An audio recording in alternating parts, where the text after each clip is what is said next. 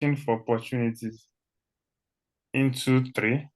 The first one is the normal Google search where you're just going to place the program you want to do, for instance, PhD or master's, then your discipline, then follow with the full funding. So I'll give an example. If you can see my browser, so I can start with for instance, PhD, and then I add plus, let's say we're interested in biochemistry, and then we can do full funding or fully funded. And you can also add country of your interest. For instance, we can add Taiwan and Google search. So you're going to see the first thing on my screen, if you can see my screen, is PhD programs of frontiers in medicinal chemistry and life science, Kashong Medical University. You can also see 34 scholarship for chemistry in Taiwan. You can also see over 100 fully funded PhD scholarships available from rock.taiwan.org. So if you keep going, you see study in Taiwan biochemistry and molecular biology PhD degree. So you can click any of them and see what the program is all about. Here you see the admission session is fall or spring. You can read about the program. There's also session for scholarship where you can go to and see the scholarships available for such programs. So we can take a second example, PhD or master's in, say, pharmacy. Then we can add fully funded, and we can add, let's say, Germany, any country of your choice. So Google is actually going to screen and bring some fully funded masters in those disciplines. You can also see from Masters Portal 113 scholarship for pharmacy in Germany.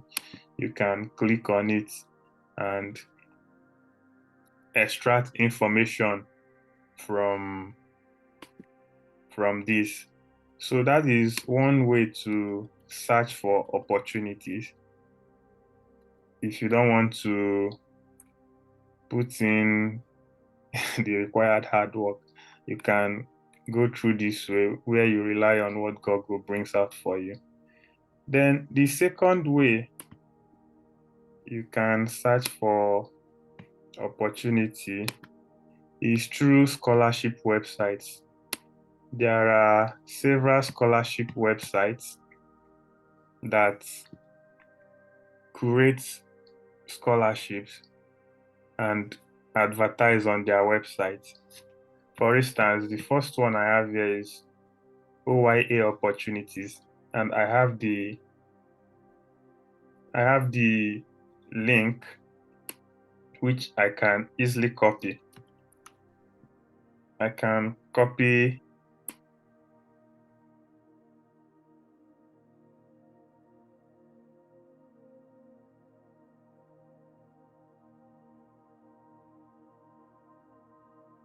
Kingsley, are you still there?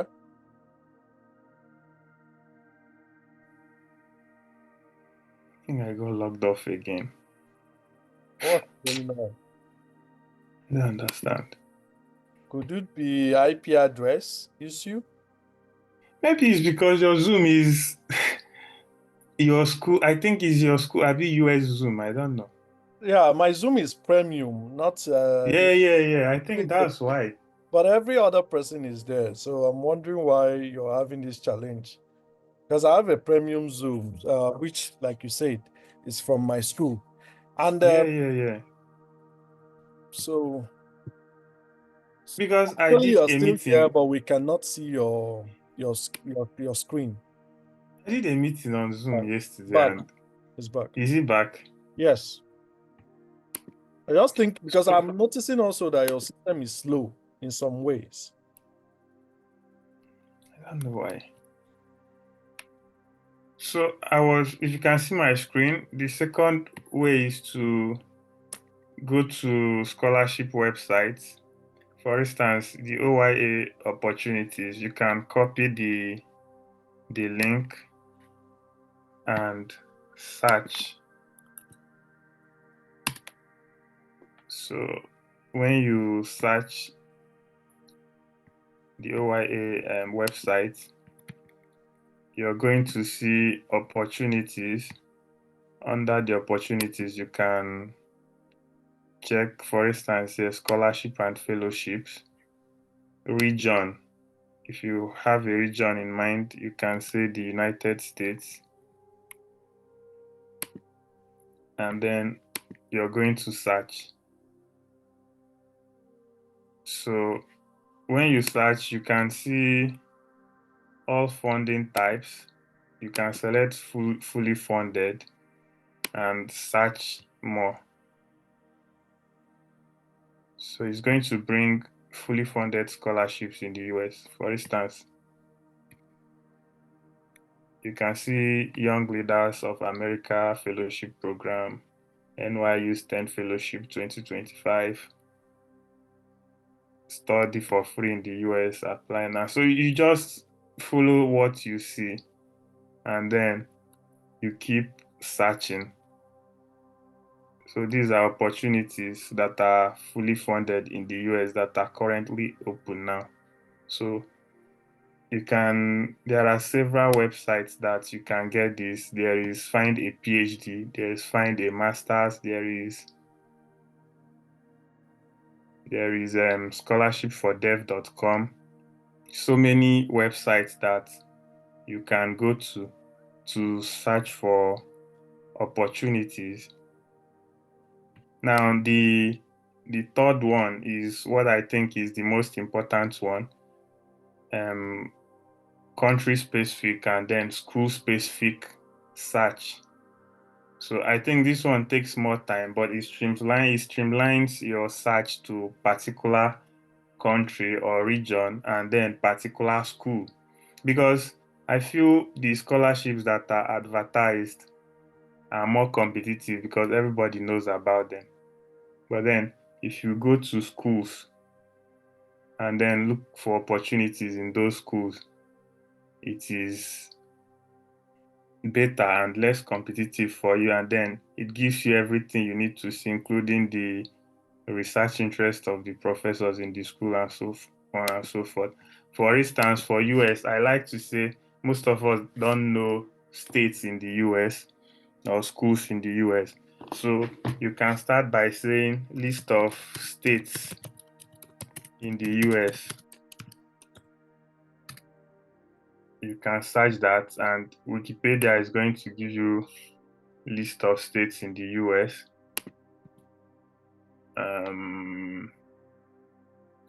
So here are the 50 states in the US. You can choose maybe any state you want.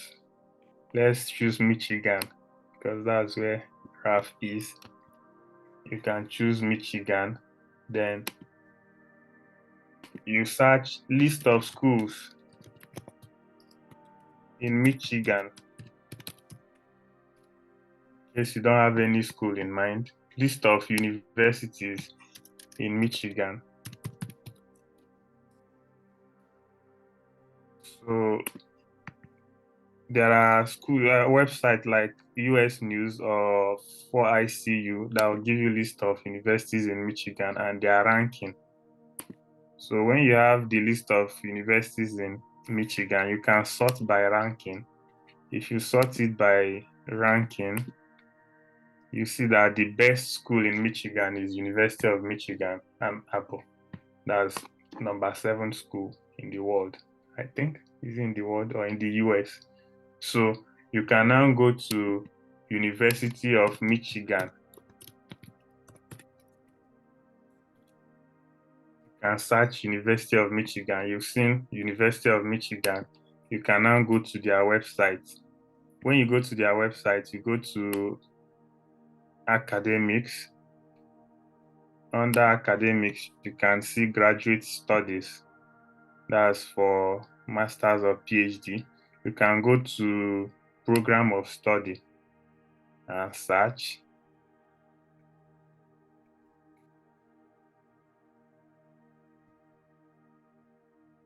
So under program of study, you can sort it into, let's say you're looking for PhD, doctoral program. You can search for only doctoral programs.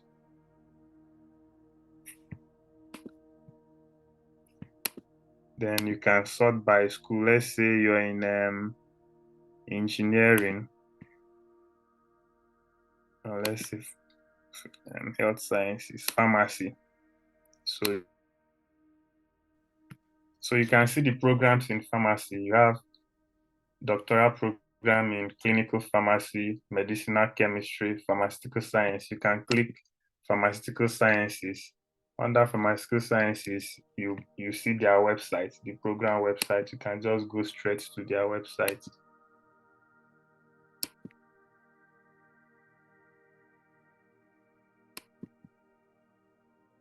It's not moving. So it's loading. I think it's slow. Okay, you go to pharmaceutical sciences already, you are there. So you can start with checking their admissions. So you know if you're qualified to apply or not. So undergraduate programs, you see PhD in medicinal chemistry, PhD in clinical pharmacy. So you can choose pharmaceutical science, learn more. So here it gives you the application requirements. You see application deadline, eligibility and requirements. You can go to eligibility. It says US bachelor degree or equivalent from an accredited institution. Credentials from non-US institution, that's your transcript. I think that's what credential. Then minimum requirements, GRE not required, official academic transcript, academic statement of purpose, personal statement, and 3 recommendation letter. So these ones, you can click on them to know what they need, but you've seen the requirement. Then you can also see how to apply, admission process, how to stand out, and so on and so forth. But the most important thing you have to check out here is funding. You need to look at their funding package. You can get that by tuition, financial aid, and scholarship. So when you go to funding, you can see where the funding comes, how to apply for financial aid, then funding your degree, funding your master's, funding your PhD. So here you can see for the PhD, they have written that your PhD at University of Michigan has historically been able to fully fund your education. The funding is provided through a number of avenues and you work blah, blah, blah, blah. So you see that if you're applying to this program, it's fully funded. You can read where their funding comes from, how it is funded and all that. But what you have seen from the website is that the program is fully funded. So you can now go to the faculty to faculty means the professors in the department and the research they undertake. So for medicine, for medical sciences now, you can go to the faculty and then it gives you a directory of all the professors. So you see Professor Budu Brandon. His research topic is anti-drug conjugate, antibody drug conjugate, antibody protac conjugate, antibody targeted cytokines, and antibody PK modifiers. So the second professor here, development of novel inhaled therapeutics for mycobacterial lung disease, blah, blah, blah, blah. So you see their interest here. And if their interest aligns with your own interest. If you like what they are doing, you can simply click on their faculty profile. If you click on their faculty profile, it gives you a link to their Google Scholar, where you can go and read their latest research and know what the lab is all about. So if you now go to maybe Google Scholar, you see this man's research, you can sort by year. In 2025, you look at what he has been doing. In the US, the order of publication, if the professor's lab carried out that research, his name should be in the last. His name should be the last in the list. If the name is on the last part, it means the research was done in his lab. So you could search out for papers where he's the chief PI, and then read about the paper and know what is being done in his lab. For instance, this one targeted to more delivery. You also be sure that what you're reading is a recent paper that he published, so that you can be able to code mail him and talk about his research and possibility of supervising you. So it's the same for every country. For me, you can choose to check Kentucky, look at the list of universities in Kentucky, look at their universities, the ranking. Then you can also check acceptance rate, because acceptance rate is also very important. For instance, University of Michigan, when I checked, the acceptance rate is 7%. So for every 100 people that apply, they will take 7. So it's very important to see how competitive it is, and then you judge your profile, you judge your research experience, you judge your CGPA, judge everything you've done, and see if you stand a chance of winning scholarship there or not. So you can do this for Canada, you can do it for Taiwan, you can do it for any other country. Just if you don't know any school in the country, you can just search for, like in Canada, you can't say states in Canada, you say province in Canada. You see the province, and then you can just search universities in Alberta. Then if you go to Alberta, you now search the ranking of the university, the acceptance rates, then look at their programs and see if it is fully funded. If you get admission and you don't get full funding, for me, it's waste of time, except you have money to finance it. So lastly, because of time, I know Ralph will still have things to say about school search. So the Please take your time, Kingsley. Take your time. okay, the spreadsheets we talked about, the tracker sheets, I'll just try to show what the tracker sheet looks like, because it is from this search that I don't know why my system is dull. It's from this search that you're going to fill in your tracker sheet.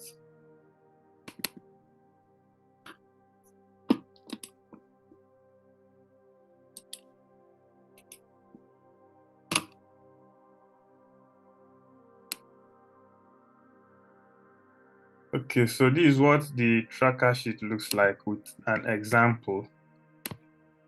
So the tracker sheet contains universities or institutes. For instance, we can say University of Michigan or University of Florida or University of Utah. Country, or Taipei Medical University. Country, you fill in the country. For Taipei Medical University, you can fill in Taiwan. Degree program, PhD, molecular biology, master's, biochemistry, PhD, political science. Then potential advisor. This is very important for US school. From the research interests of the faculties, the professors you've seen on their website, you can decide one or two professors that you think might be a fit for your research. So you just fill in the name of the professors you've noted down. You can fill in the email of the professor, email address, because you in turn send cold mail to this professor. So if you have copied the email address from from their school websites. When you want to send cold mail, you don't need to go back and start searching again because you already copied it. Then you can write about what are the advisor's research interests? How do you hope to grow in the lab? So you think about the advisors, the professor's research. You think about what what you will be able to learn from his lab and how you are able to contribute to the lab with your previous experience. Then you think about the advisors departments too, because for instance, in the one we saw at Michigan, the the department might be medicinal chemistry, even though it is under the College of Pharmacy. So you think about the department because the department might be different from the college. Then you can put a link to the department's website. If you want to go back to this program again, this university, you just click the link direct. It will just take you to the department instead of going to Google search again. Then you have mechanism of funding. For the one we saw, you saw that it is fully funded, the PhD is fully funded. If you go further in that website, you're going to even see the amount they pay. You're going to see the amount they pay per year as stipend. And then you put it there so you know the funding. Then application deadline is still on the school website. The recommendation letter deadline. Then application documents. For instance, we saw that transcript, certificate, GRE not required. So you just list all the requirements and then application fee that is required. The essence of doing this is that when you start the applications by September 1st, you don't need to start going back to your Google Chrome to come and start searching for the professors you've already noted down before, because you already copied it in a tracker sheet. So you just start application immediately instead of going back to start searching again. But if you don't track it this way, you find out that when you want to make your applications, you even forget some of the schools that you feel you're a good fit for and the research is exciting. So that's the essence of the tracker sheet. There are some other good websites that I know you can use to search for scholarship. For instance, in Canada, there is cic.gc.canada. So you can use that to search for offers in Canada. But I'm going to share this website so that you can use it and search for opportunities at your free time and then placing these opportunities. For instance, the CIC Canada, if you click there, it's going to give you options for English or French. If you get in there, you are going to go down to menu. This is their immigration website, but there's still part of education there. If you go down to menu, you're going to see money and finances. You click money and finances. And then other money and finances, you're going to see education and funding. So for education and funding, you see scholarships under education and funding. And then in this scholarship, you can see international scholarship for non-Canadians. Non-Canadians, because we are not Canadians, you can click that.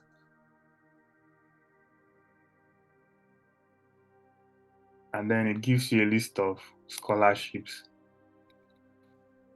You can search for scholarship in Canada. So this gives you a list of scholarship. Under this search for scholarship, you can select your citizenship, non-Canadian, profile, you are a student. So you select your country, Nigeria. When you put Nigeria there, it brings scholarship that is applicable to Nigerians only. You can see Canadian Queen Elizabeth Diamond Jubilee Scholarship, CIFA Azrieli Global Scholarship, CIHR Fellowship, IDRC, MITAX, and so on and so forth. So for each of them you want to check out, you can just click on it and read about it. And that's all you need to do. So in my own part, this is the few things I have to say. Searching for opportunities needs just calming down and doing your due diligence. You need time to be able to find out opportunities that you are qualified for. And please try to be realistic when you search. For instance, there was a school I was looking at, University of Kentucky, and they said that the average CGPA for the students who are admitted in the past 5 years is 3.4, all over 4.0. I know that some of us can be over ambitious and we say that the CGPA doesn't matter. If you have a CGPA of like 2.8 and you're applying to such schools, I think it's a waste of time, except you have a very good, strong research background. So I like to tell people to be very realistic with their search. If you see an opportunity, try to look at all the requirements and see that you not only meet the basic requirement, but you beat it. If you meet the requirement and you beat it and you're applying, then you can be rest assured that, okay, if I do my best, I could get this. But if you don't meet the requirements and there's no other place you're compensating for what you did not meet, you might end up wasting your time to apply to that offer. So my advice is while you search, be very realistic and go for scholarships that are not out there. I used to feel like all these scholarships that are always advertised, that the competition is higher. So it's better to search through schools, scholarships that are not always out there. Scholarship like Chevening or Commonwealth, they are very competitive scholarships because everybody knows about them. But there are still some schools in UK that have small scholarships that people don't know about. Like when I applied to Sheffield Hallam, there was a scholarship there that was £10,000 per year. Most people did not know about it. So it is such scholarships that I encourage you to look for and apply for. So I think I will stop here so that Raf will take over. Thank you so much for listening. Nice, stop sharing. Yeah. Okay. So, guys, that was pretty amazing. And thank you very much, Kingsley, because I'm still learning, even though, I'm currently doing my PhD. In fact, this is the biggest phase of learning. If you don't learn during PhD, when else are you going to learn? So, but with regards to studying abroad and getting opportunities, I learned a lot from what you shared. Thank you very much. So, part of what I'm even going to say is or has already been said by Farm Kingsley. So the only thing is we're trying to make it we're trying to make a situation where you guys can understand the practical exposure of how of doing these things. So for me, the first thing that I want to add to what Kingsley has done is that I am very sure if you guys looked at this slide, you must have seen findaphd.com, or I don't know the address. So, but I'm going to share my own screen, and going to share my own screen. Okay. Can you guys see it? Yeah, we can. Okay. Okay, no, not video panel, hide floating controls. Yeah. So now there is this website, findaphd.com. I think I saw it on one of the things that Kingsley was one of the slides. So this is for those who are interested. Most of the times, the opportunities I see here are opportunities within Europe. These are so I've been able to apply. In fact, one of my admissions to one European school was this other place that is um, There's this Professor Nebo, that was where he did his is it Strathclyde or what? Strathclyde. So there's a school there that I got admission when I was applying for PhD. It was from this website that I saw the opportunity and I applied.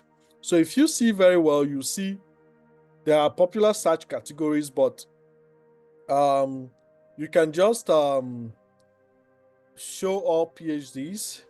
So these are various opportunities. So, but you can search by using um, these search options. So now you see location, just like what Kingsley had shared earlier. Here you can see there are, and to tell you the opportunities are all that are active for each country. So you see here, Australia 86, Canada. So basically, it's all over the world, but I think most of the times let me check.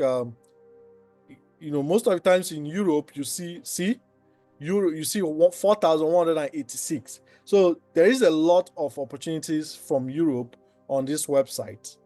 So, but you can also check for other places. So because I'm trying to give you guys an example with Europe for those who are very much interested in going to Europe. So you you select this, then I think it's better to have an open options when it comes to institution. Then PhD type, so you can decide whether it's a PhD with a research project or PhD or just general PhD research program. I don't know if any matters, so just leave it as open. Then funding, this is the most important. You see that when you select all, every opportunity will pop up. You're not a UK student. If you're interested in self-funding, then you can click and you see options where you can even self-fund. Um, you're not, I am a non-European student, so this should be selected. So I am European student, no. I am self-funded, no. So when you see it has narrowed down to 974 results. So if I click search, so now you see different opportunities that are ongoing. So this one is 30th May deadline. Novel mass spectrometry tools for higher. So basically, you can see. So this is for the University of Leeds. This is for University of Liverpool. So with this opportunity, with this search engine, you'll be able to get even the supervisors that put up the opportunity. So assuming I want to open, okay, let's say, let me just look for a random one and open. So I'm looking for something related to arts. Okay, let's say PhD studentship in the Faculty of Business and Law. So you open it. So there are a lot of things that you have to read. You go through it and make sure you understand. So you are welcome to attend our seminar. Okay, they have a webinar on 23rd of May if you're interested for this opportunity. The funding note is this: 20,780 pounds per annum. So you can go ahead to visit the school or click on the various highlighted options and you get to know more. So like I said, this is not only a restriction to maybe UK schools. As you have seen, there are so many options, but you can use this website to get so many opportunities. Another one that I want to share with you guys is in Sweden, opportunities are usually advertised as a job. Sweden is a very good place for graduate school. A lot of people go there. They have a very good package as well. So let's say, for instance, I'm using schools that I've always tried to reach out. So for instance, if you go to Uppsala University, so I'm very sure when you go to the website, they'll ask you for the language. So you have to select English because that's what you understand. So here I've already, let's say let's go to the main website. This is the home. So if you visit Uppsala University, this is the home. You go to menu, Then you go to study. Then PhD. I want PhD, masters, anyone. So PhD studies. So now, because like I said, the opportunities are advertised as a job. So you say, find your PhD position, open. See, so you click on that. So now you can be able to narrow down. So you see these opportunities are advertised. So the last application date, okay, so 14th May is the last application date. 15th May is this one. So these are various opportunities. And that's how most schools in Sweden advertise opportunities. So let's say I'm interested in molecular biophysics. I open it. So you see they tell you details. So even requirements. You have a master's, so degree in biophysics. This is see different. So you see about the employment. So that's why so most of the opportunities in Sweden, they are advertised as a job. So you have to treat it as if it's a job.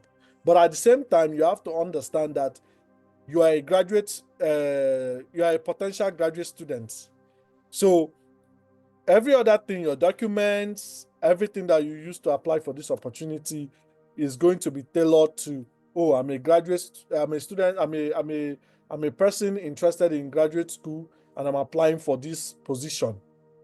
So that's it. So please submit your application by 16th May. So now this is on rolling basis. Anytime that you, let's say you're interested in going, and you know the good thing about Sweden, I think you can even move with your partner, you can get permanent residence and all that. So Sweden is a good place, but one thing is that it is very competitive. See, number of positions, one, only one person. So you really have to stand out to be able to get opportunities in Sweden. So yeah, so I just wanted to bring that into the options that you have. There are so many opportunities out there. So um so next, that is what I have to say. So if there's anybody that has any question, you can go ahead and ask those questions with regards to what we have shared so far. So you guys can let us know any question. Okay, let's check the comment section.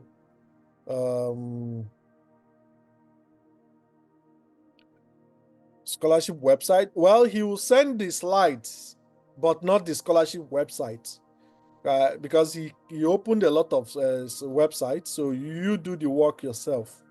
Is there any question? Oh, there's no question in the comment section. Okay, does anybody have any question with regards to searching for opportunities?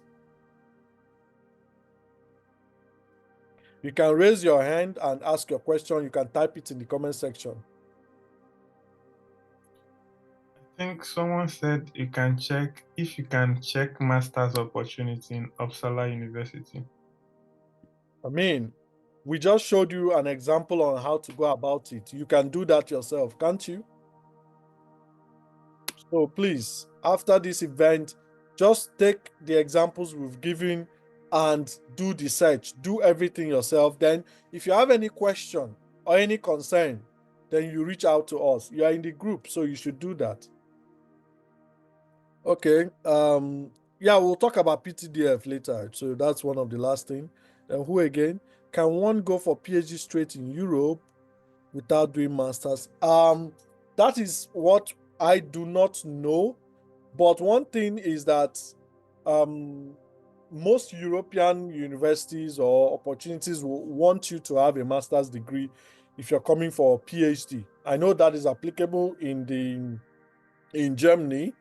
I know it's applicable in Sweden.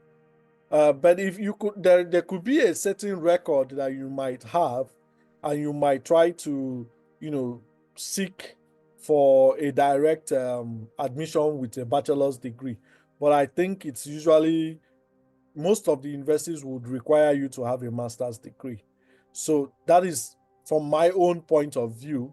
Any other person could offer their opinion if they have experienced it. But with what I know, most like when I was applying to the university in Strathclyde, they required a master's degree for a PhD. So yeah, um, please the way the way it is for PhD, it is also same for masters. Well, for master's degree, the problem with master's degree is that not so many places fund master's degree.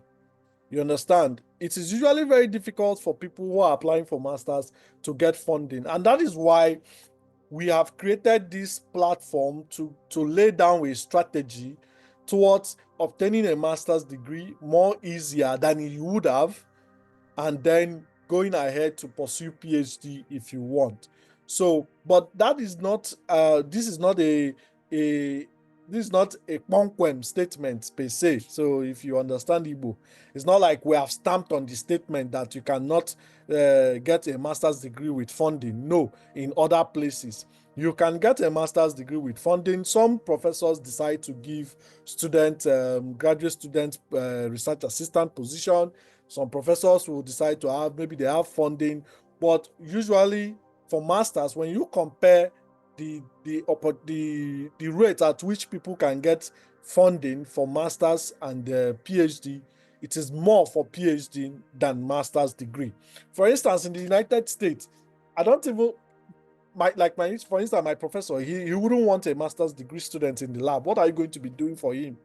So you'll be more of a liability than an asset, because he'll be spending money on you as part for what you finish, you get master. So most professors want to invest in PhD, people that can stay longer and do more, more research. Because if you have a research that you've started right now that might require you to take up to 3 years to finish, and somebody who is doing a master's degree for 2 years or 1 year, how is that person going to finish? So most universities, especially here in the US, they don't even value, master's degree, except maybe you're going for MBA program and all that, which most of them are not fully funded. You have to look for funding by yourself. So it's not the same. But at the end of the day, like I said, we're not stamping on it. Sometimes exceptions are there. So please, sir, any highlight for Erasmus Mundus scholarship? Well, I don't have any highlights except that they have requirements. So I think I've posted a couple of Erasmus Mundus scholarship on the platform. So I always advise people to follow the requirement, the guidelines given. Make sure you meet the requirements that have been stated by the program so that you can stand a good chance of getting the opportunity. So that is what I can say with regards to that. I did Erasmus Mundus and Okay. All right. I was Proceed. waitlisted in my this is so in Erasmus Mundus, the first thing you have to know is that there's language requirements. So you must write IELTS or TOEFL. That's the first thing you must know. So if you are not planning to write this English requirement, then you cannot do Erasmus. So aside that language requirement, it's just the same normal application process. Then you write your motivation letter and submit your CV. Then there are three stages of assessment. When you pass the first stage, then you go to the next stage, which is document. And first one is document assessment. If your documents are complete, then you go to the next stage, which is to check if you're fit into the program you are applying, your fit between your background and the program you are applying. Then the last stage will be interview. So after the interview, they will shortlist students and then waitlist others. So if nobody rejected the offer, then those on waitlist, no hope. But if maybe during my own time, they only took four from Nigeria in the program I applied for. I applied for nanomedicine here, nanomedicine. So it's just the same thing, basically the same thing with normal application process. The only thing is just the English requirements. Okay. So you've heard. So basically, everything falls within the requirements from the people that you are applying to. So Just follow their requirements, and if you stand out, you stand out. So meaning your advice, we go directly or straight to PhD program with our degree. Now, going straight for a PhD program is not every country that gives such platform. For instance, in the United States, you can come directly for a PhD program with your bachelor's, but you have to make sure that you have a CV or you have a qualification that stands out. So for instance, if you're applying to my university, University of Michigan, you heard very clearly the acceptance rate is 7%. I mean, if you're coming and you've not had, even with publications, but it now depends how your publications were. Even with a good CGPA, it's still so you just have to have a very strong application. Now, there's something I usually tell people. Sometimes, even when you think you have a qualification, as long as you've done your best. For instance, you have a very good CV, you have done publications that you think stands out, peer-reviewed publications, then you have a good CGPA, and probably if you're coming for a master's degree as an for PhD as an international student, having a master's degree will always, I think it will still help you out to stand out. But coming straight for a PhD, there is going to be a lot of competition for you, but I'm not saying it's impossible to get. It's very much possible to get. So it depends on your qualification and it depends on the opportunities that are available. So, but of course, you guys already know what is going on in the United States right now with regards to, a lot of people have gotten admission and got their admission rejected again because of funding issues, because of government policies. Um, last week, a colleague of mine, because he was not able to secure a lab after 2 years now, he has been asked to leave with nothing. So then also, I recently reached out to one of my guys who is in engineering from Kogi State, and the guy, he did his candidacy, he didn't pass. Instead of giving me another chance for him to redo his candidacy, they asked him to leave with a master's degree after 2 years. So for me, I wouldn't like a situation where people are going through this kind of pain. It is too much to bear. So at this point in time, my advice would always be make sure if you're applying to the United States that you already have so many other options out there that you can fall back to just in case the US doesn't work out. That's what I can say, with regards to this. So let's, because of time, let's move to the next phase of discussion. So, what I want us to discuss next is with regards to your CV. So basically, so we're going to talk about how to craft a CV that wins attention. Whether you are applying for scholarships, for internships, even research positions, your CV will be what is going to speak before you. So, first, I want you to understand that it is important to understand that there's a difference between a resume and an academic CV. People misunderstand this a lot. A resume is something that is about typically 1 to 2 pages, which you can use for job application.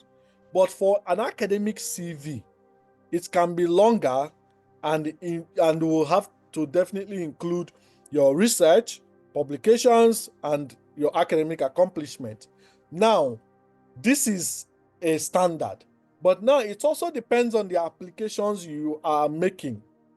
You can be reaching out to University of Michigan for medicinal chemistry program, and they tell you we just want 1 to 3 pages of resume of CV. Now, you'll be the one to, who is this? Please, can you mute? Who is this? So you'll be the one to now reduce your CV to match with the requirements of the program. So, but note that resume and CV are different because a lot of people misunderstand that. So, let me walk you through the essentials of a very good CV, especially an academic CV. So, I'm going to share. Of course, you people already have access to it, but let me just talk about it. So we will just use it as something practical. So if you go to, I mean, you guys already have access to this my website. So if you come to my website where I kind of just share the things I do in my research. So you can come to About Me, click Academic CV. So now this is outdated because there are a lot of other things I've added because of you go for conferences, you add it to your CV, you accomplish something, update your CV. So, but as a template, this can still work. So for me, I've been changing my CV for over how many years. I've been modifying until I came up with this template that I'm working with. And I think a couple of others that have used it, nobody else have complained. So recently I updated my CV by removing the various social media links because I don't think it's necessary. Skype is already fading out. I don't think it's necessary. So I removed everything here. So just so you just know. So first of all, your name. For me, as a part of my contact information, I wrote my emails. So some people would write their address, while some people will not. So I think my current CV has my academic address, which is my department, somewhere after every all this. So research interests. These are some of the things I've been interested in. So you must not, but it could when you have a research interest, people will know, okay, these are things that you're interested in, and it tallies with what I am doing. And so you have to tailor your CV to have the research interest of the places you are actually applying to, or the programs you're applying to, or the lab that you're trying to reach out to their PI, so principal investigator. So what my career objectives. So this is just something that I felt I could add to it. It's like a profile summary or summary. So and that's it. So what about academic training? So you have to put your education and list your degrees. So what I did for me is I I arranged this in a way that I wrote the thesis for each of the schools I have attended. So in my undergraduate at the University of Nigeria, this is what I did in my project. So please, who is drawing on our screen? Um, Somebody is drawing on our screen.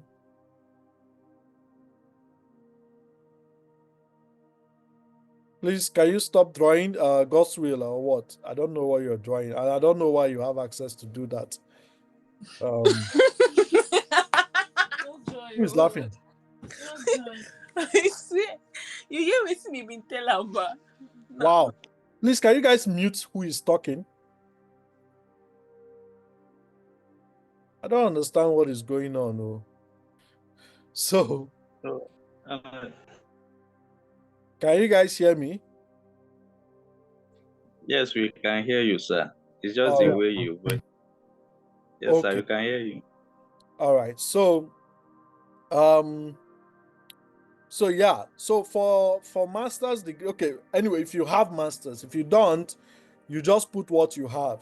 So I have a master's degree, and in that master's degree, I did so well, as you can see. So it's not something that I'm bragging, it's already there. I did so well, and I had to put it. So I had a CGPA of 4/4. So, but if you had a CGPA of 2/4, you shouldn't be putting it there. Now, remember, it is what you have packaged, because this is going to be there representing you. Whatever you have packaged is what they will look into. So if your CGPA is not a good CGPA, don't be putting CGPA even in your statement of purpose, I think when I was making corrections on some people's CGPA, sorry, on some people's SLP, I had to attend to that. It's only when you have a remarkable CGPA, maybe you have a second class upper, but your CGPA of second class upper is so high, then you can do that. You have a first class, you can do that. But you have a second class lower and down, please don't put your CGPA. I don't advise that. You can still do anything you want, but I don't advise that. So that's that. So as at when I did, so for that of research and I mean, let me continue. So in my CV, I also have research and laboratory experiences, which is like my experiences in research or what I've been doing. So I did rotations, a couple of rotations. So before I came to the US, I did some pre-doctoral internship with a professor in Academia Sinica. When I was also doing my master's, I served as a graduate student research assistant. Then I did, a couple of other things in UNN as well. So these are my experiences.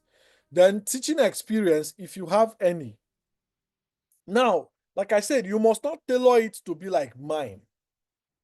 You have to just make sure if you use this kind of template, put the information of the things that you have.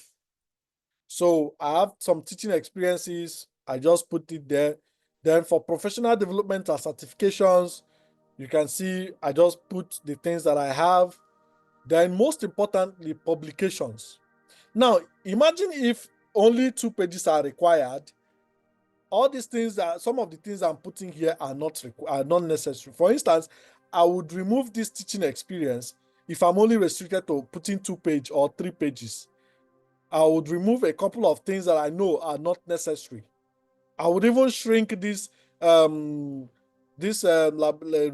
and things because I was being very specific on things I did when I was in those labs. I could even shrink them. So it depends on what is asked or required of you. So for publications, this I wrote this under review. It's been published already. So like I said, this CV is very old. So for publications, if you have any publications, if you have done any work that you have published, then you list them here. For me, I prefer giving those people the links to those publications so that instead of them to bother themselves on doubting or maybe verifying, they can just click and it will take them to the peer-reviewed paper and they can go ahead and read. So that's that. Then for honors and awards, if you have any awards, you keep putting things here. You understand? You update your awards and give any information that is necessary of you. If you have leadership opportunities, or if you've been into leadership before, or you're a member of any organization that are in line with academia, you can put them here. For instance, if you're looking a resume, this would not be necessary in resume. I don't think I will be putting it, or maybe I will because it's leadership. So it all depends on what is required. So skills, well, this is a bunch of skills that I had to put, but this is this is not necessary. I think in my current CV, I removed it. So you don't have to put everything so detailed. Made my this thing even way longer. So if you have attended any conferences, attended any workshop, then you can also create such, such section in your CV. So, and that's it. So basically,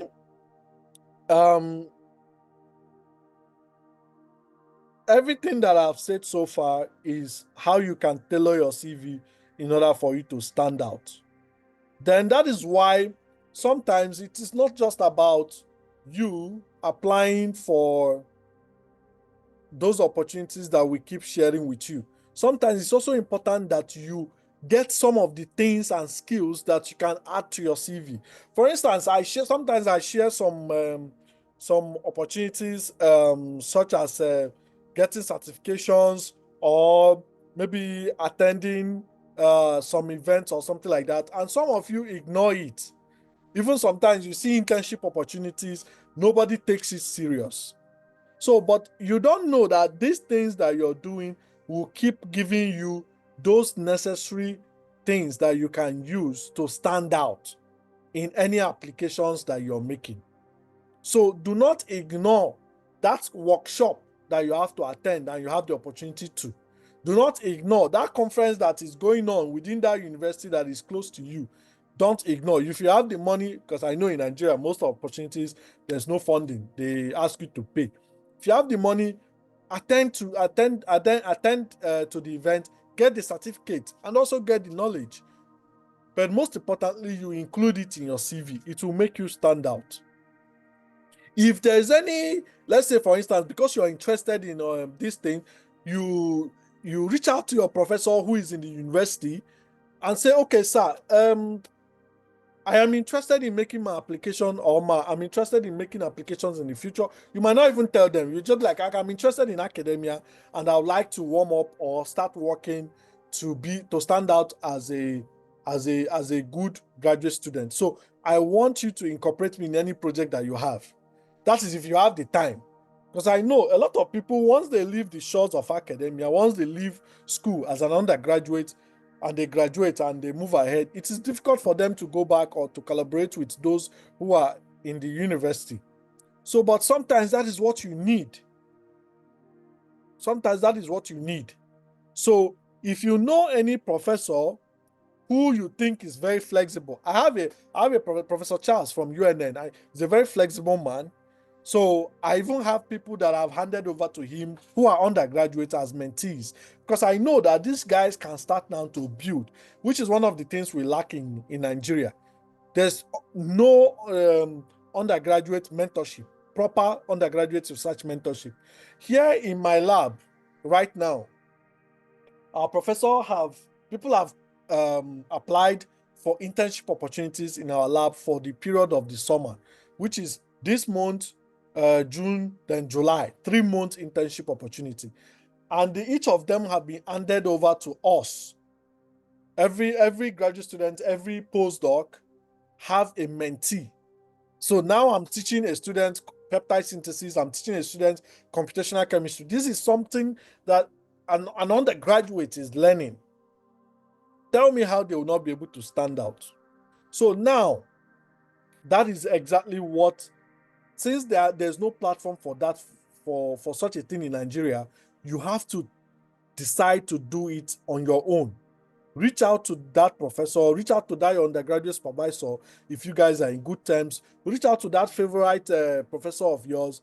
See how you can get involved in research. I know it could be difficult sometimes because maybe you're already working, there's no time and all that. But even if it is not your school, you can go to wherever you are. I think there's a university all over Nigeria now. Let's say you're in Lagos. You can go to University of Lagos or look into the website and see those who are doing things that you're interested in. And you can reach out to them, and yeah, so that's it. So when you're formatting your CV, you have to keep your layout very clean and professional. And at the end of the day also, you save your CV as a PDF before you submit it. Review it very well. Save it as PDF before you submit, because some people, sometimes when you save your CV, things mess up. So it's important for you to review them very, very well. So you have my CV already, and I think at the end of this this session, you should be able to start, revising your CV or build one from the scratch that will be able to stand out. There's no big deal about CV. So that is that.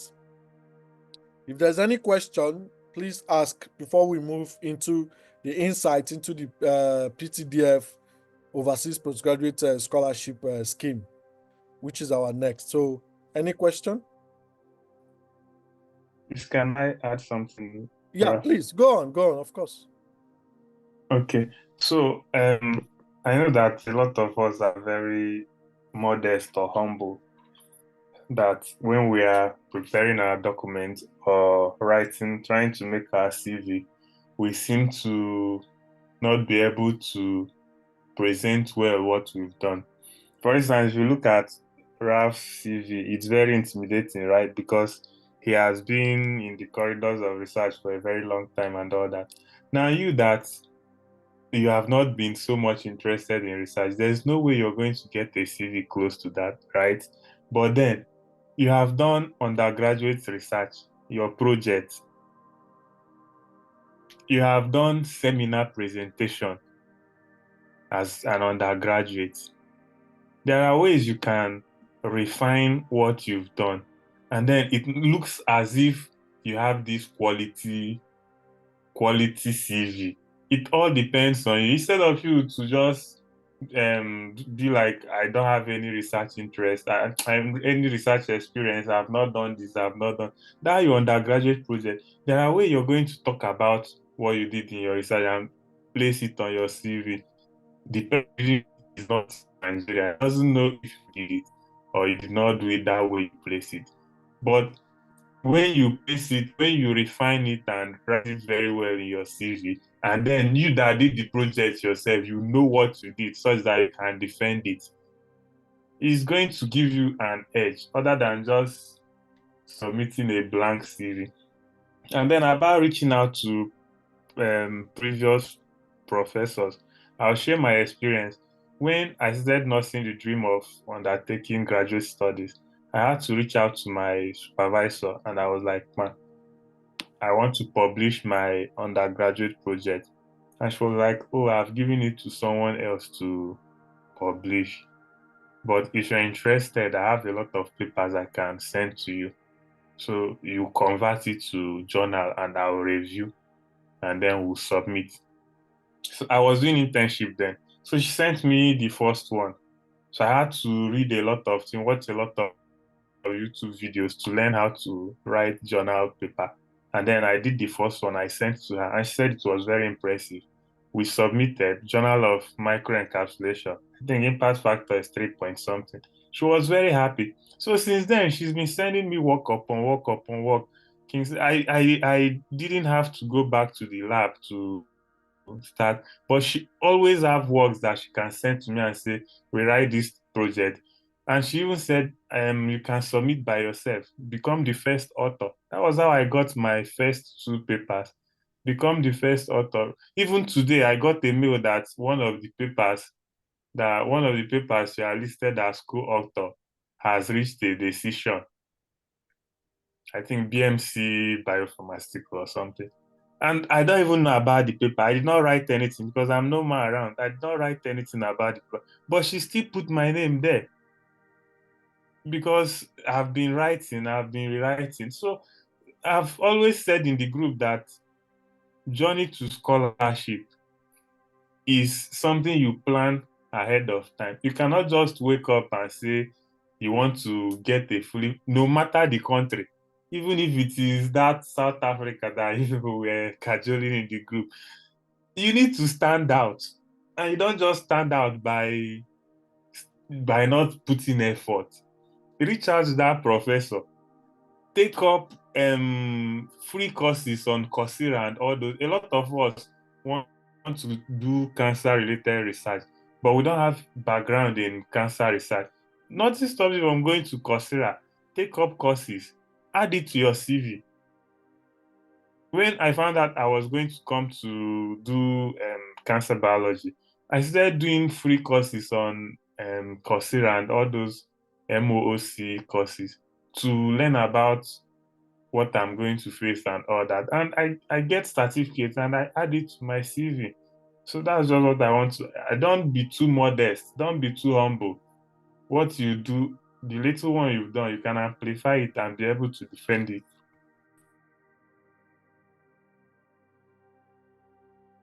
Well, there's no more thing to say with this. Kingsley has said almost he has capped everything. So you have heard it. So, is there a particular referencing style we can use to list our publications? Also, is it necessary to list our referees on the CV or just put based on request? In my current CV, which you're not seeing, I have my referees there. But if I'm going to submit for anything, if I'm going to apply for anything, I usually remove it so that if they want to request, they can. So, but it also depends on the opportunity you're applying to. So, for the referencing, I don't think there's a specific style to use. Just make sure that you have your publication well represented. For instance, if you look at those publications, I didn't put the publishers. I didn't put the DOI codes. I just put, I think, the name of the what did I even do? The name of the authors, as well as the topic and the link. I kind of put the hyperlink to it so that people can just go directly to where the publication is. So I don't think there's any specific style. Then can I add an opportunity of marking YX scripts under teaching experience? Uh See, just like what Kingsley is saying, you just have to stand out, right? Um, there's a way you can put that as an experience, but I don't think you have to put it as a teaching experience. But I don't know what to say with regards to this marking of YX scripts. But I think uh, grading, yeah, you can include it as grading of high school, students or something like that under probably teaching, but you have to have an affiliated school to be able to do that. Kingsley, is there any other thing you want to say with regards to this question? I think what she can do is that she can, under teaching experience, she can say West African Senior Secondary School examination council or something. I don't know what FAX is. Then That's she it. can now write examiner, West African, whatever. Then under rules, you can say grading of, you put the subject, you put the number of students, just put an estimate, graded over 1,000 students exams on That's chemistry. it. This is something like that. I think it's just about using certain adjectives, hyperbole Yeah, adjectives yeah. to kind of shine light on what activity you did. It might be small, but don't make it small. Yeah, Don't because if the school is going to give teaching assistantship, You person will understand? grade now. Exactly. So whatever you're putting in your CV, don't go easy on it. You have to really, really, put it out there. So our next event after this now is the insight into the 2025 PTDF Overseas Program Postgraduate Scholarship Scheme. So this is a prestigious opportunity that is funded by the PTDF, Petroleum Technology Development Fund of Nigeria, for master's degree, PhD studies in certain selected countries. You have United Kingdom schools there, schools in Germany, schools in France, Malaysia, and also Nigeria for local programs. So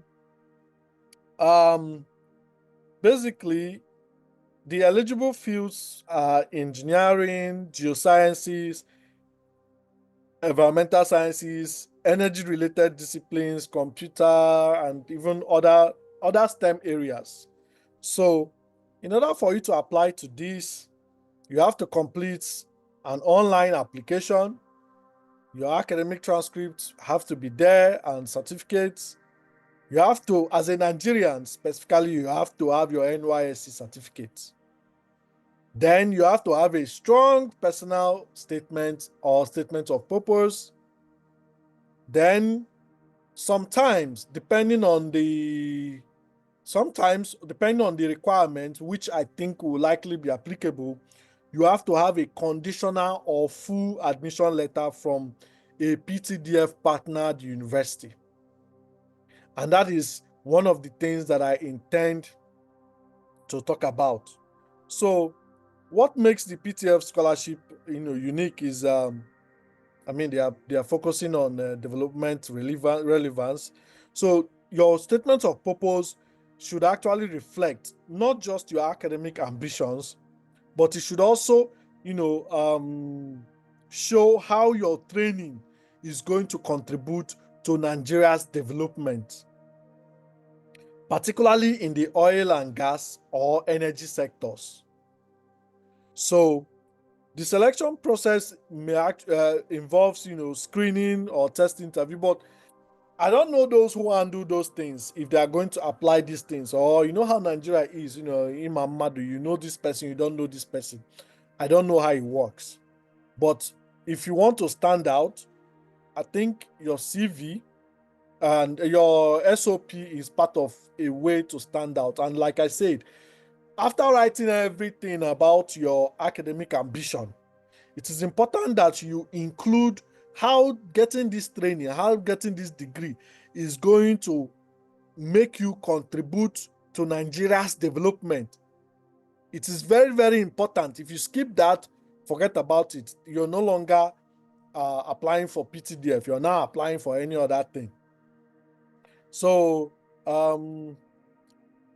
I think, according to them, candidates will be judged based on academic excellence, alignment of study with the national needs and potential impact. Then it's also important for you to apply early, especially to the eligible universities on the PTDF list, as some slots are already pre-approved for other universities. So as a tip, what I want to recommend is that if you can reach out to past awardees, that would be nice. Then make sure your CV and statements are tailored to this particular PTDF. So let me share with you guys something that okay. So now, if you come to the PTDF, if you come to the PTDF website, as you guys already see, so you have to create your an applicant account. But before you do that, you have to go through the application guidelines. So most of you, I know, should have read this. So these are the things you have to note. It's for 2025 academic session. It's limited to PTDF approved courses at the PTF partner institutions. Scholarships will only be awarded for studies relevant to PTDF mandate. So candidates may be disqualified for applying to programs not applicable to oil and gas industry. Are you seeing that? So the proposed course of study must also be related to previous studies. So you cannot study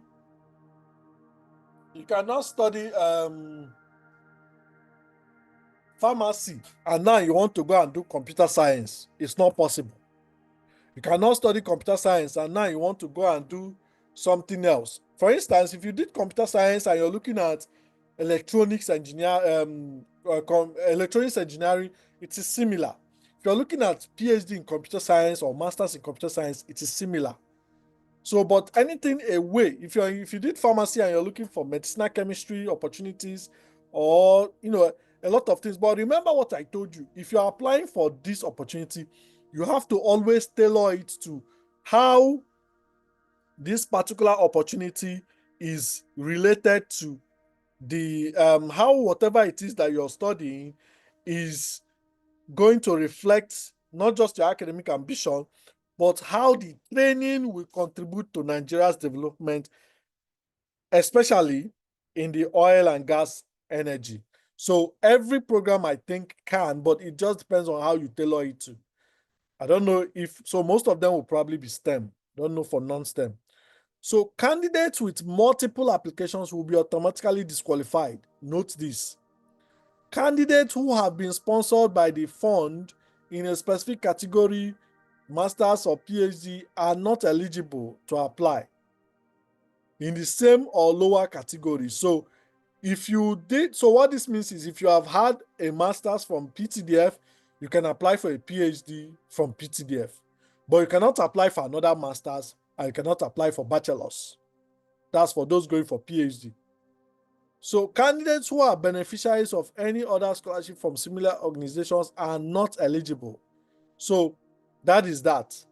So now, what I am mostly interested in showing you guys is if you come to this place, they said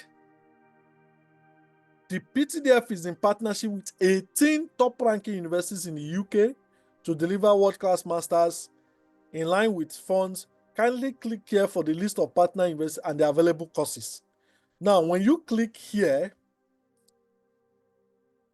and we open it, so you see that there are a lot of universities that are listed. Now, why did I say that I was going to talk about a strategy? Now, if you see, I am very sure, I just want one person to tell me. Now, you have opportunities in UK, France, Germany, Malaysia. I think that's it. Opportunities in UK, Germany, France, Malaysia, and maybe Nigeria if there's any local one.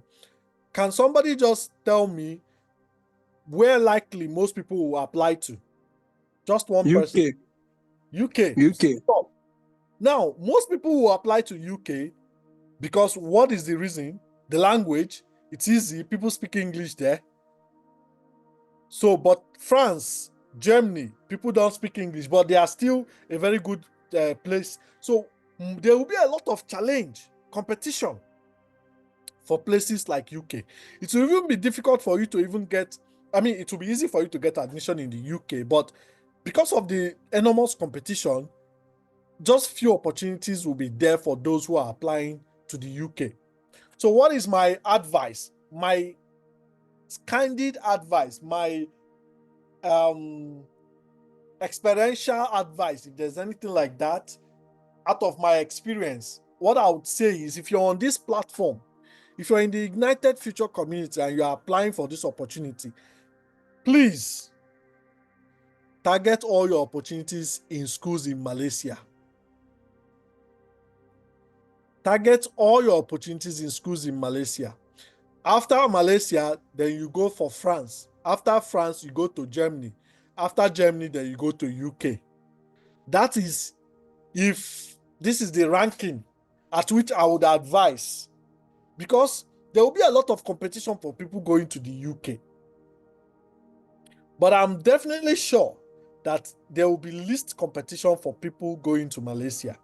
So now all you need to do is to get all the schools in Malaysia that people have that they have on their website, and you rank them according to, let's say, so you see, so you see now I just typed Malaysia. See all the schools. Wait. So there are only 8 schools. Is that? I thought it was supposed to be more. Okay. Well, so if you can see, you see these are the universities that are showing Malaysia.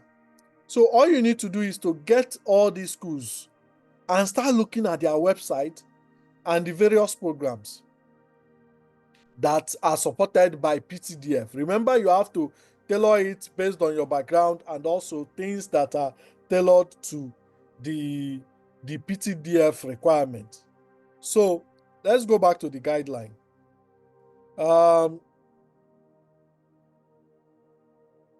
Okay, I think it's the same. It's the same link. So they said that is a full list of sponsored courses and application forms can now be accessed on the scholarship portal. Where is the sponsored courses? This one says the following UK universities are currently in partnership with PTDF to deliver postgraduate. So this one now,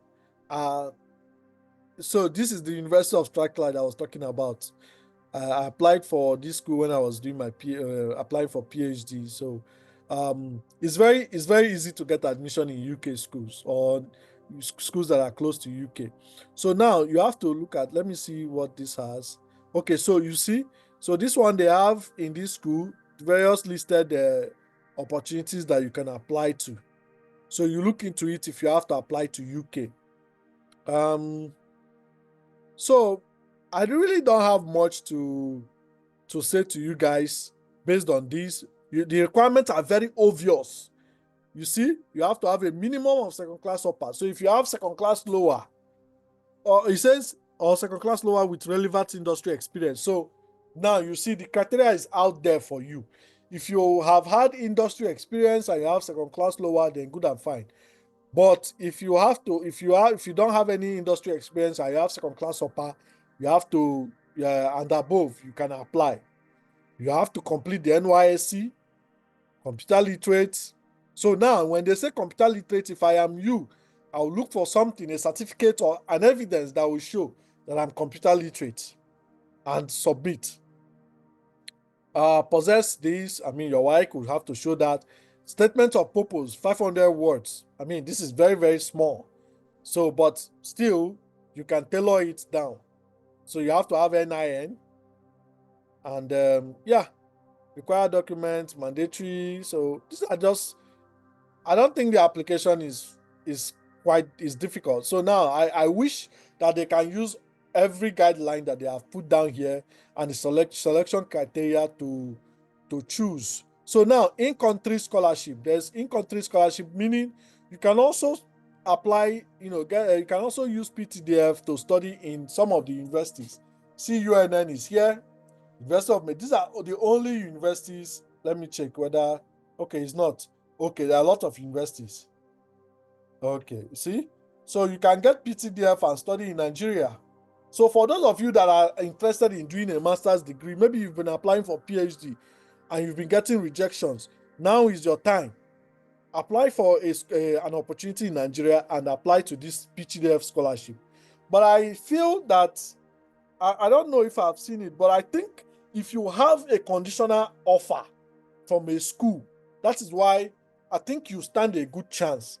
So if I am you, what I'll do first is apply to each of those schools you're interested in. If it is UK, it is very easy to get conditional offers. You can check these Malaysian universities we're talking about, see if you can get a provisional offer from them, then apply for PTDF scholarship. I don't know how many days are left, but well, for those of you who have already been doing something, good luck. Then for those of you who will do something by next year, because why we're talking about this is for those interested in graduate school in 2026. So yeah, so that is, I don't think there's really much things to talk about at the moment.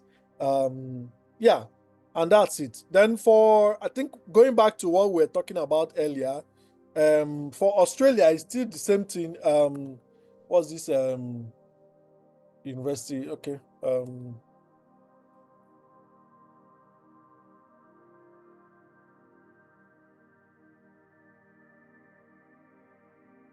So there's this trying to get Queensland. Okay, yeah.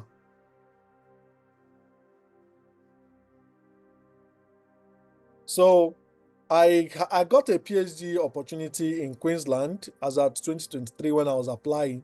I just wanted to also show you guys how it is done there.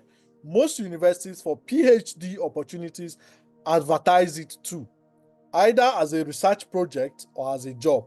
So now let's say we come here and we click on study. Then if you have to, postgraduate is if you're going for masters and stuff like that. So for PhD, you click on this.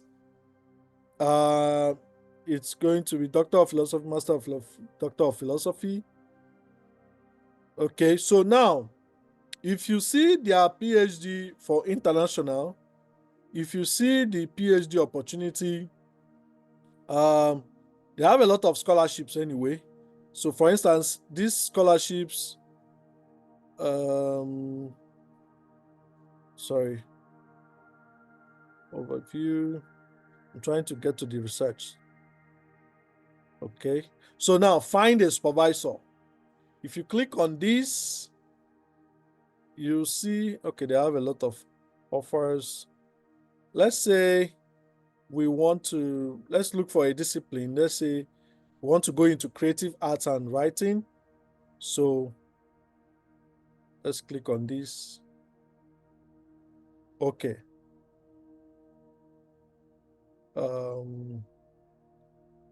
I'm looking for, this is not where availability is, supervision. So now this is a way to get people who are available to supervise. I think, let me open. It's way difficult for people in the arts and social sciences. It's easier for me when you are searching for people in sciences. Well, but I think if you, okay, funding, supervision, see, she's available for supervision.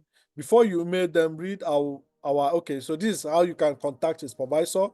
But now what this is showing is that this professor is available for supervision if your field is in line with hers. So, but so, and this is some of the previous students what they have been able to do. But that, let me show that of sciences is more straightforward, because for sciences they advertise positions as a job. Let me see. So these are like these are various scholarships as an international student that you're eligible.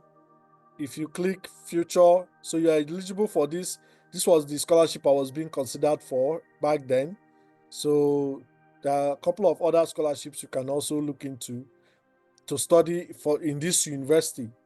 So, but this is the most popular one that they usually give to most international students. So now, if you look at the application, so they usually have now Australia, different places have different ways.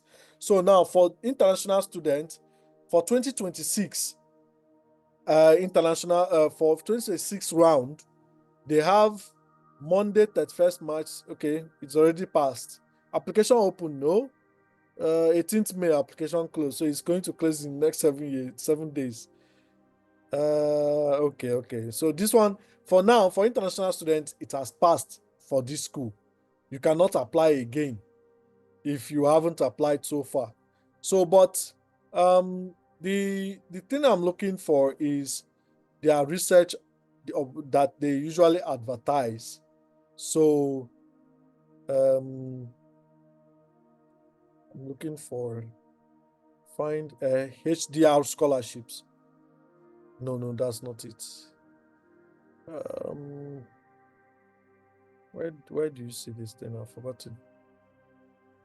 Let's say, for instance, I want to do let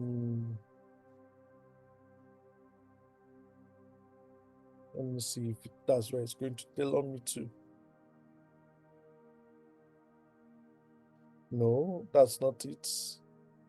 That's not it. Kingsley, did I send you a link with a place for their this Yeah, thing?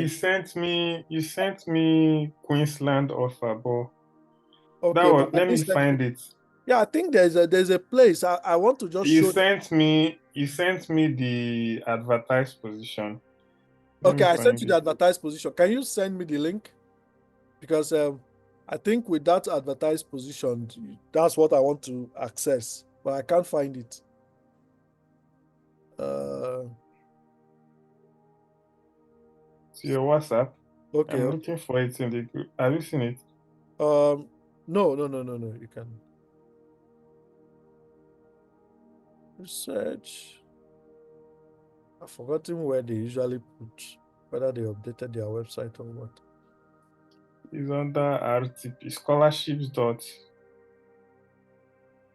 Have you seen it? Or you can just post it in the, okay, or Yeah, just, in the group. I'll post it in the group okay, again. post it in the group. Yeah, post it in the group. So, Okay.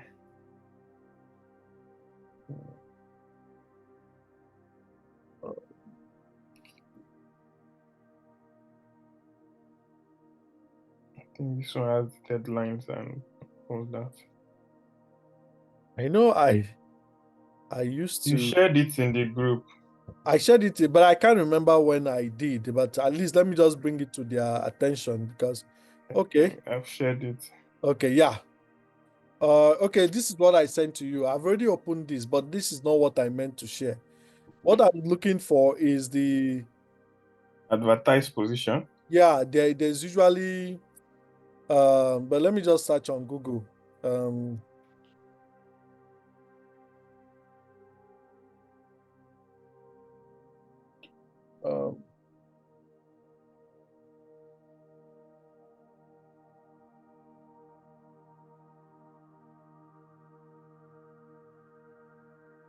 I don't know.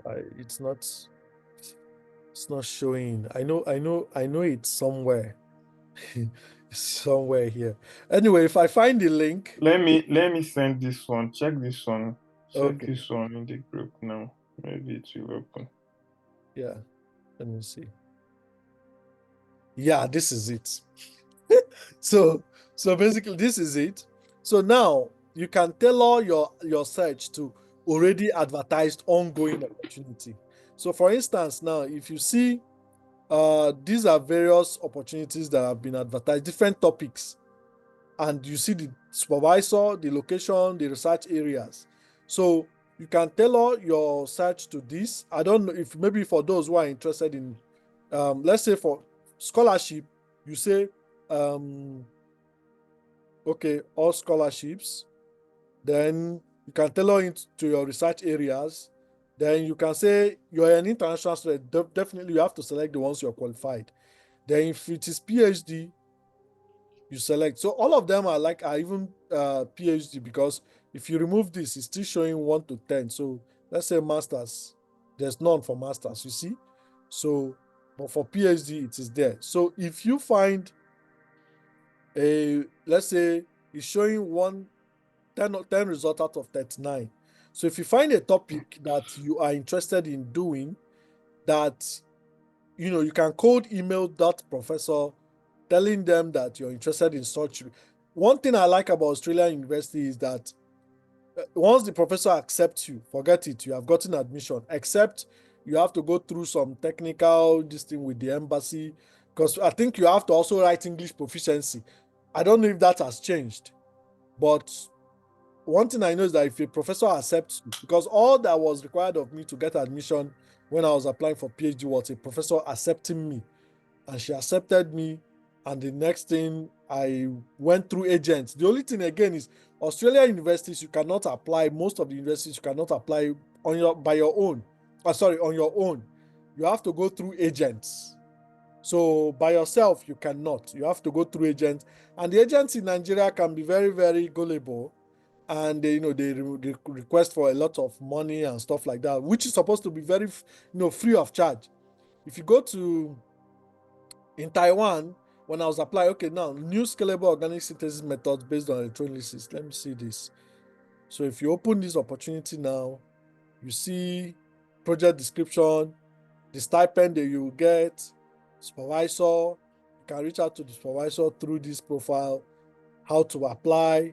See, cover letter, CV, academic transcript, evidence for meeting English language proficiency. See, if you are applying and you don't have TOEFL or IELTS, just use your English proficiency cover letter from your university. So I think that is that. I think we've talked enough, and there's no much to say again with regards to these opportunities we are talking about. So let's go on and answer some of these questions. Can those not interested in this session leave?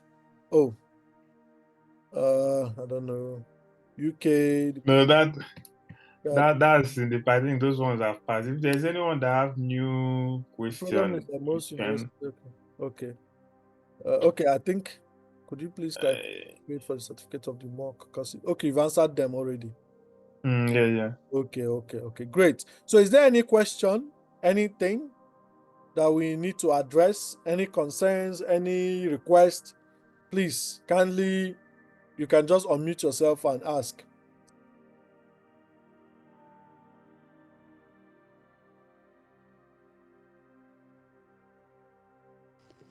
I'm going to set a timer for 2 minutes. If there's no question, we'll probably for a timer. Let me set 5 minutes timer. We'll leave in 5 minutes. So I'm sure everyone can see the timer. Everyone can see the timer. So in 5 minutes, we'll close this session. So what question is this? Please, sir, what is the major language of instruction in Malaysian universities? I don't know. I've never applied to any Malaysian universities, but I think I know a guy who studied in Malaysia and it was in English for graduate schools. For postgraduate schools is English. He was instructed in, he's now in the US doing his PhD. So yeah, you can check, make your investigations. But I think if Nigeria would have collaborations with these universities, then it should be in English. That's what I think. When we are getting when are we getting the tracker sheets? Some of us are going for NYSC campaign in days to come. I'll send it after this Okay. session. You've heard? Okay. So any other question? Like I said, if there's no question in the next 3 minutes 43 seconds, we'll close. So if there's any question, please ask. Even if you eventually think about this, because now it is one thing for us to share these things and for you to also think about it. I mean, see, Kingsley is supposed to be sleeping, but he's awake, trying to present these opportunities to us. Me, I'm in the lab. Today is Sunday, but I left everything that I'm doing for us to do this. You have things you should be doing, but you created that time for this opportunity for you to do this thing with us. So it would pain me, it would hurt me that at the end of this event, you just don't act on it. So please, it is not about acting. So even when you see me in the group, boiling and be like, okay, you're not active, you're not doing this thing, it's because I want you to succeed. We want you to succeed. We want you to move ahead in your career. So please, after this event, whatever resources that Kingsley is going to send, look into them critically. Everything we've talked about, look into them critically. Then if you have any question, please, in the group, don't come to my DM. Don't go to Kingsley's DM, because that question you're asking might benefit somebody else. Just go straight to the group. No matter how stupid you think your question is, please ask there. But it's just that sometimes also there's a way questions will have to be asked to. For instance, not some things that are very obvious. You come and start asking those things. But any concern you have, please come and ask in the group if you cannot be able to ask here. So I hope everyone enjoyed this event. Please, can you explain the underlying instructions? This is for MEC scholarship. I'm sorry, we don't have enough time for that, for MEC scholarship. Send it to the group. Maybe send it to the Yeah, group. so ask it in the group, and they say online or email submission will not be accepted. What's that? Okay, online or email submission will not be accepted. Do not submit your personal original document. Please, a copy of the graduate or degree certificate is acceptable if the copies are tested by an authorized official of the university or secondary school. What is your question? You're raising your hand, Osai. Ask your question. Boss, can you increase the timer? But you've been here allowing me to talk. Well, it's okay when the timer stops, we can still continue. But so when the timer stops, please exit if you don't have any question. Then for those who have questions, you can still remain. So you're free to leave when the timer stops. So ask your question. All right, thank you very much. At some point you mentioned you coaching a student over there in computational chemistry. I don't really know. I'm interested in that aspect, and I don't really have that background knowledge. I mean, my discipline is far from that. So, but then I have a project that is a little bit is connected to computational chemistry. I don't know whether you host a webinar or something like that. Maybe I can join and then gain experience and all that from it. Well, And then you mentioned Professor Charles here in University of Nigeria. I really don't know that is the Charles I know, because the one I know here in pharmacy. Are you talking of Nnadi? yes, I'm talking of Because Nnadi Charles. Why is okay. I heard he's also good in computational chemistry, and recently is coordinating the institution Interseed where I'm working currently. So let me know how I can get in touch. well? Thank you. With what I said regarding Charles, I was talking about mentorship and how he has an open mind for mentorship. So I have some students that I'm mentoring who I handed over to him because Charles is my boss. So I had to tell them to meet him so that they can get involved in any research he's doing. So that is one thing about Charles that I'm saying. So as for computational or non-computational, I don't have I've done collaborations with Charles and I did some computational works for him. So I don't know, whatever if you look at his publications and you think it is something that you want to go ahead and discuss with him, good and fine. Then as for me, I don't host webinars on computational chemistry. I mean, I have a lot on my hands already. So the person I was talking about that I'm mentoring is a United States citizen who is an undergraduate here. So I'm only talking about the mentorship, how these people start mentorship on time. So my professor handed the girl over to me to mentor her on computational chemistry, and that is what I'm doing.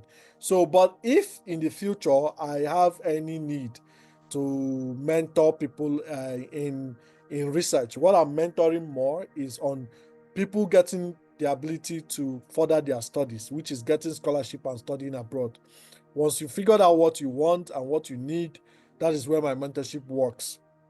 So, but for computational chemistry, for now, no, I don't. I don't organize any event on that. Right now, Seth, I'm not even doing much more computational chemistry. I'm doing peptide synthesis. I'm synthesizing peptides for anti-malarials. So yeah, so that's that. Is there any other question in the group? Okay, so Ozioma, is it Ozioma Nam? Can you talk? Can you talk? Please unmute yourself and ask your question if you're here. Because whatever you shared, Okay, and thank you very much, sir. yeah. My question is, I'm applying for this MEST scholarship, Okay. and I've prepared my documents and it's almost ready. But then someone said that according to the guideline, that one that is underlined, that I need an attestation letter from my school. I Okay. graduated from, and I have my original certificate, and I've photocopied it and notarized it.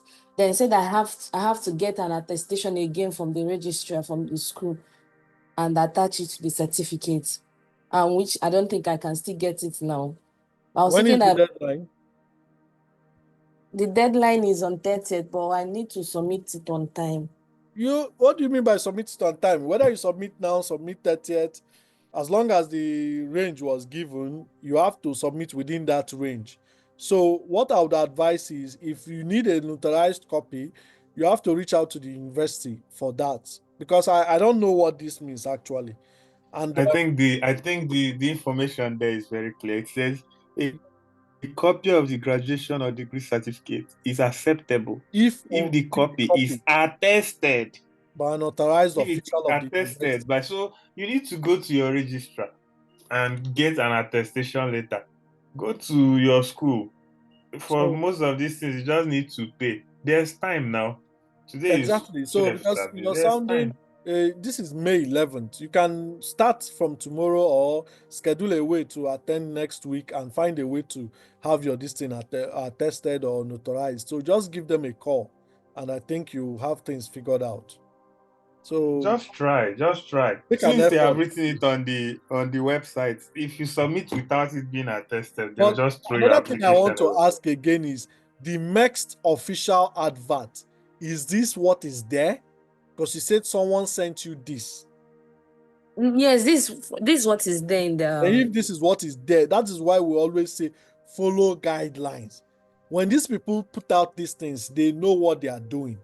Follow guidelines. Don't be thinking, what if I don't? What if I do? Follow guidelines. I think the only place where I usually tell people not to follow guidelines is when it comes to, okay, I think I'm just going to stop this event. Sorry, I'm going to stop the recording right now. So, where is recording? Okay.